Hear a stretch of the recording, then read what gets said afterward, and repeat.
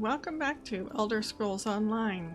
Today we're going to look over the Witches Festival for 2020, and we're going to review the news posting that was just posted on the 15th of October. So let's get started. Alright, before we get started, I wanted to address the little avatar in the corner here. She is adorable, and she was created using Hypermeet, which is a free-to-use program, and I will provide a link below if you're interested. You can use it to stream, you can use it on Discord and Zoom and all other sorts of communication applications.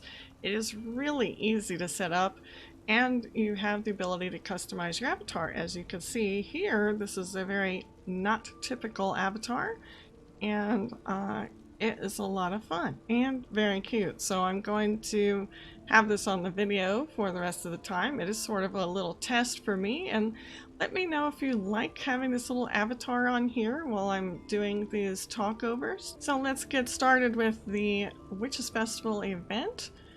It is going to start on October the 22nd, which is next Thursday, at 10 a.m. Eastern Time, and it will run until Tuesday, November 3rd at 10 a.m.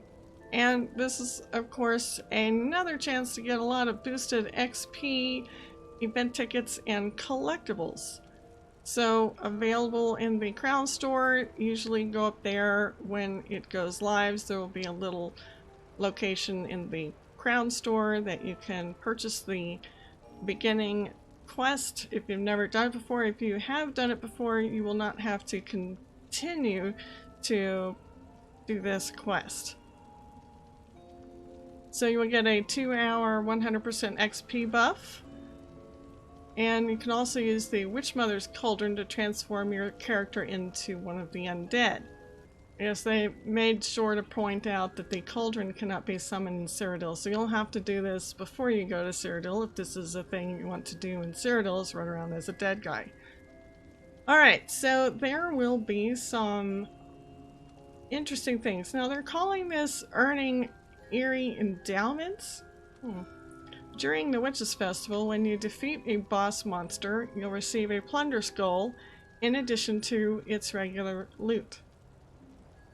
And these containers have a chance to reward you with some items. So we're going to have some new items, so they're highlighting the new. So new pieces of the Throwing Bones Memento. This is a thing where you have to collect pieces of it, so you get 10 pieces of it, and then you can craft the memento. You can get the usual Hollowjack style, the Dremora style, and some Witches Festival themed recipes. These are pretty good. I'm still using Witches Festival recipes for some of my characters as their main food. And some Witches Festival themed furnishing. Now I got thrown off because this was kind of misspelled here. Sorry. So furnishings and furnishing recipes. And then you'll get some bewitching alchemy reagents and an assortment of creepy items. The first time you slay a different type of boss each day, you'll receive a Dremora plunder skull, and this reward contains the same kind of items to the regular plunder skulls, but it has some additional rewards too. You will be able to get Dremora motif chapters. You can also get Greymoor treasure maps, and you use those maps to find the Greymoor weapon style pages that are scattered all over Tamriel. And the Greymoor armor outfit style pages, and new, the Grave Dancer weapon style pages. And here's a little picture of the weapon styles. It looks like some pretty neat stuff. Here's the Throwing Bones. It looks like she's using the Throwing Bones, and he looks like he has one of the new weapon styles. Looks like a big scythe. And he looks like he's carrying a big club, which I know my orc would absolutely adore running around with a big club. So that's a thing. I'll be collecting that if I can. It depends on the type of boss that you defeat. You'll receive 2 different Dremora motif pages. So Final arena bosses will drop the Dremora pages for bow and legs. Dark Anchor, Geyser bosses, and Craglorn focus points, Harrow Storms, and Zone Dragons will drop the pages for daggers and gloves. The Delve bosses will drop the Dremora motif pages for staves and belts. Final dungeon bosses will drop the pages for helmet and maces. Public dungeon, Imperial City bosses, and quest bosses will drop the motif pages for shields and boots. Final trial bosses will drop the Dremora motif pages for swords and chests. And world bosses will drop the pages for shoulders and axes. We're going to be getting a new Indrik, and this post says that this is the final Indrik Evolution, known as the Crimson Indrik. So after this event, and likely the next event, we will probably not have Indriks anymore. So if you've been on this Indrik kick like I have for about 2 years now, this is the last one. The tickets will have the ability to buy the Indrik feathers, the Crimson Indrik berries, the budding and the blooming, so you get the first 2 berries. So we're going to have a little bit of time. We're going to have to get at least 20 tickets to buy these berries, and you have to get all 4 feathers. So there's going to be a lot of work to do. I hope that this will reap some rewards and get us enough tickets. Then there's also the group repair kits, the new throwing bones memento, the grave dancer weapon style pages. Okay, they're introducing something new called the grab bags. These containers will contain a chance to have a collectible from a previous Witches Festival event. And if you open the grab bag, it will contain only items that you don't already own or know.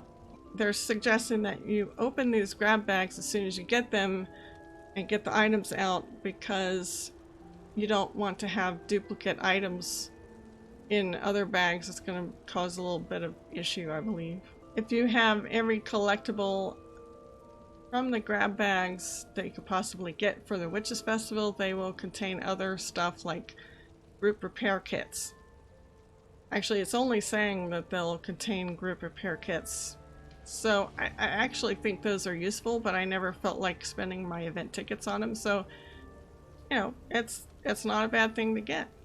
The grab bag can contain Hollow Jack motif pages, the skeletal marionette memento, the apple bobbing cauldron fragments, and the specter mask collectibles. I know I don't have the apple bobbing or the marionette yet, just haven't been able to get it.